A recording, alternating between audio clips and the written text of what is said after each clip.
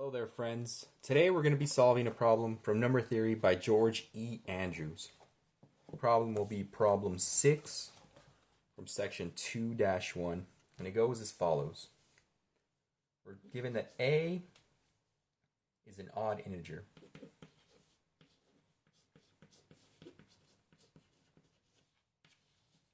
We're given if a is an odd integer, then we can show that a squared minus b squared is divisible by 8. Now it should be noted, if you've tried to solve this problem on your own, that there is a bit of an error in the hint given by the author. I haven't looked into it as much to see if there's been an errata, but I thought I'd just let you guys know. Now, let's get started. So first, since we have a squared minus b squared, I'll break this down into cases. We'll have case 1, which is just a squared is equal to b squared. This implies that a is just equal to plus or minus b, either value. So you could have a is equal to negative b, or a is equal to b, and so forth. And this just implies, this will be a very simple case. A squared plus b squared is 0, and if you remember from elementary arithmetic, 0 can be divided by any number, and it always equals 0. So 0 is clearly divisible. Divisible by 8. There we go. So this is the simple case, the easiest case, where a is equal to plus or minus b. Now, we'll take the second case, case 2, if you will. A is not equal to b. Here's where things get a little more interesting. So first, by definition, we know we can write a and b as such. 2r plus 1, 2s plus 1, where r and s are both elements of the integers. In case you didn't know, this is how you write odd. Odd? This is the definition of odd. It's just 2 plus some integer plus 1.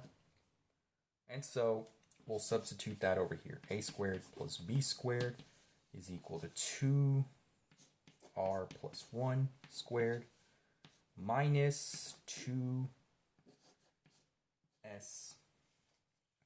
Oh, sorry. Should put that in parentheses. 2s plus 1 squared. Now, what you do is, of course, you square this, and you square that, and you end up with this. 4r squared plus 4r plus 1 minus 4s squared plus 4s plus 1. And so far in the hint in the back of the book, you end up with the same position. Here's where the error is on their part, in case you're curious. So you combine like terms. So you subtract the 1s. I'm going to keep the squared parts together. So this will be 4r squared minus s squared plus 4r. It should be minus s.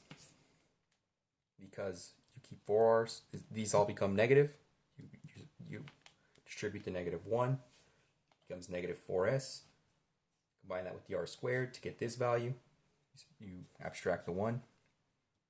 This, of course, is plus. You move the 4s here to the 4r. You abstract the r, the 4. You have 4 minus s, and then 1 subtract.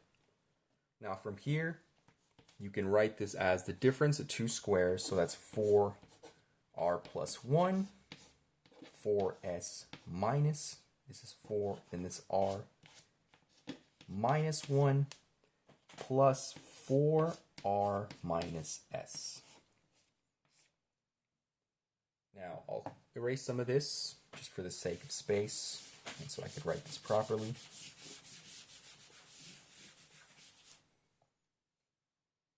So we can factor out a 4 minus 1 from each, 4 minus 1, rs plus 1 from each side. So we end up with 4r minus s, r plus s plus 1, because we've removed the r minus s, so there's a 1 left here. And we're left with this. The error, as far as I can tell from the hint in the back of the book, is for some reason they keep this as a negative. Now, this could be an error on my part, some algebraic step that I somehow missed, or some property that I don't know about. But as far as I can tell, after repeatedly bashing my head against the wall, this is the correct formulation, which makes the problem a teensy bit harder than it shows itself in the back of the book. So this also has to break down into cases. So first, the first case is, I'll write subcase just to make it easier. Subcase 1. We're going to say r minus s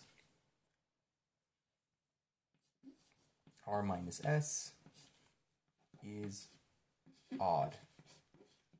And I should note that r minus s and r plus s cannot equal 0, because we took that into account in the first case where we said a squared is equal to b squared.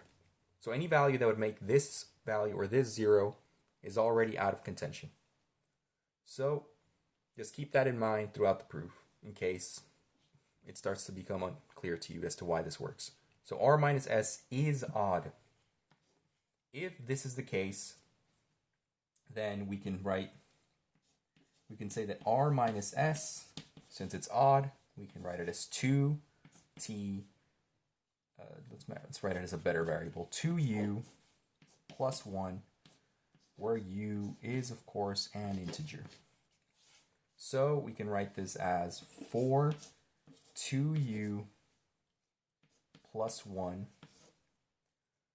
and this is another. It should also be noted that if this is an integer, if r minus s is odd, then r plus s is also odd. Because, again, subtraction is just addition. So this is also an odd value. And we can write r plus s as an odd value. I should have wrote that sooner. We'll write r plus s is equal to 2w plus 1. Hopefully that's in here. W, of course, being an integer. So this is 2w plus 1, which we can write as 4 2u plus 1, 2w plus 2. We can factor out a 2 here, and this will be 8 2u plus 1, w plus 1. Now, as you can see, we have this 8 value here, so definitionally, this is clearly divisible by 8. There's no further work needed. If you divide this by 8, that cancels. Whatever this is unimportant for ours. It's still an integer, so we're still within the integers, but we've shown that if r minus s is odd, then we have what we need here. So we've shown that this case is true. Now, we're going to do subcase 2. R minus s is even. And again, if this is even, there's no way to get 0 since we've already accounted for that in case 1. So we don't need to worry about that. So if it's even, then we can rewrite r minus s as 2u, where u is an element of the integers. So I'm sure most of you see what I'm going to do now. We have 2u, r plus s plus 1. Doesn't really matter what r plus s is in this case. And we can write this as 8u r plus s plus 1. And so, again, we have our 8 factor. Clearly, if we divide this by 8, then it's divisible. We no longer need to show anything else. We've shown that subcase 2 is also true in this case. It's divisible by 8. As we've shown, all values of a squared equals to b squared, case 1, are divisible by 8. Any value in which they're not equal is 8, is divisible by 8. Then we've shown that for all odd integers, a squared minus b squared are in fact divisible by 8. So the proof has been shown. Now, if you have any questions or something that needs to be clarified, given that this is a long proof, feel free to post something in the comments section. If there's any other problems or proofs you would like me to solve, say from a book you've read, worksheet, homework, etc., feel free to also leave that in the comments section. And thank you for watching, and I hope you have a nice day.